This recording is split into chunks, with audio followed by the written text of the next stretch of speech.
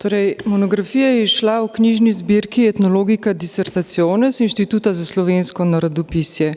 Uredila je dr. Ingrid Slavec Gradišnik in oblikovala Nina Semolič. Zelo lepo oblikovanje, kontra. Knjiga obravnava na Slovenskem do zdaj slabše raziskano področje materialne kulture otroštva od začetka 20. stoletja do druge svetovne vojne v Ljubljani in okolici. Torej, najprej opredeli osnovna koncepta raziskave, materialno kulturo in otroštvo v sinhronem in diahronem vidiku, ter se poigra z njunimi razmeri. Nato osvetli raziskavo v časovnem, prostorskem in družbeno-gospodarskem kontekstu.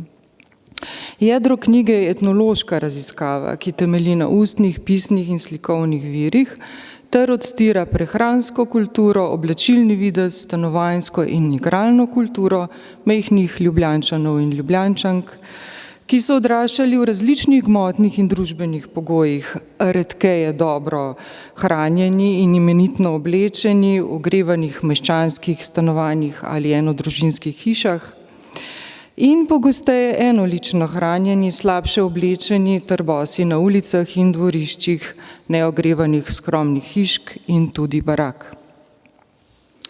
V obravnavanem času naj bi otrok stopil iz sence odraslega na družbeni oder in si pridobil dolgo in varno otroštvo, vendar raziskava predstavi neskladje med deklarativno in praktično ravnijo.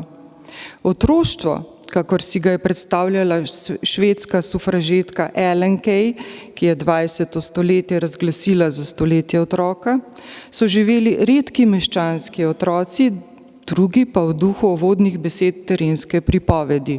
Imel sem lepo otroštvo tudi zato, ker sem si ga sam naredil. Sklepna misel raziskave je, da naj bi bilo otroštvo vrednota 20. stoletja, vendar njegove vrednosti tedanji odrasli niso uspeli spoznati.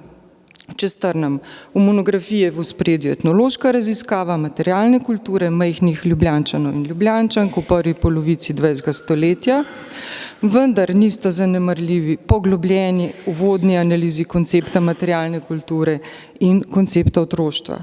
Knjiga z nežnim ovidkom vabi k branju strokovno javnost, ki raziskuje življenje otrok v preteklosti, ljubitelje etnologije in zgodovine, ter radovedneže, ki bodo v slikovitih terenskih pripovedih našli zanimivo čtivo. Hvala lepa.